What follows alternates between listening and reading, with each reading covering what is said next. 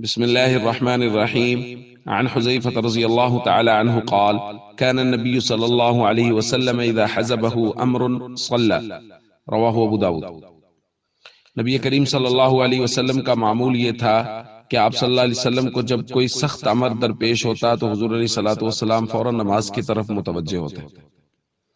دوستو، موجودہ حالات میں جو کرنے کا کام ہے وہ یہ ہے، جو حضور علیہ الصلوۃ والسلام کے طریقے اور سنت کے مطابق ہے، کہ نماز کی طرف متوجہ ہوں، اور قرآن کا بھی یہی حکم ہے وَاسْتَعِینُوا بِالصَّبْرِ وَالصَّلَاةِ۔ اگر کوئی پریشانی ہے، کوئی اجتماعی یا انفرادی مصیبت آن پڑی ہے تو پھر نماز کے ذریعے سے اور صبر کے ذریعے سے اللہ رب العزت سے مدد مانگو۔ تو ایک تو یہ کام ہے جو کرنے کا ہے کہ ہم نماز کی طرف متوجہ ہوں۔ ہمارے یہاں یہ بہت بڑا مسئلہ ہے کہ ہم لوگ فرائض اور ارکان اسلام سے بھی غافل ہیں، یعنی فرض نماز بھی معاشرے کا اکثر حصہ نہیں پڑتا۔ ایک تو توبہ کریں، فرض نماز کی طرف متوجہ ہوں، اور اس کے ساتھ ساتھ نوافل اور قضاء حاجت کی نیت سے نوافل پڑھیں کہ اللہ رب العزت اس پریشانی سے پوری دنیا کو نجات نصیب فرمائے۔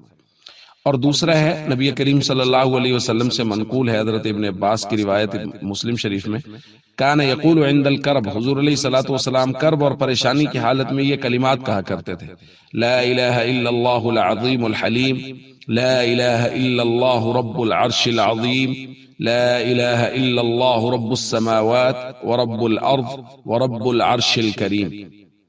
تو نماز پڑھیں، ان کلمات کا معمول بنائیں تاکہ اللہ رب العزت ہم سب کو اس پریشانی سے نجات نصیب فرمائے۔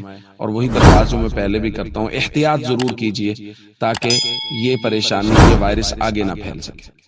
السلام علیکم ورحمۃ اللہ وبرکاتہ۔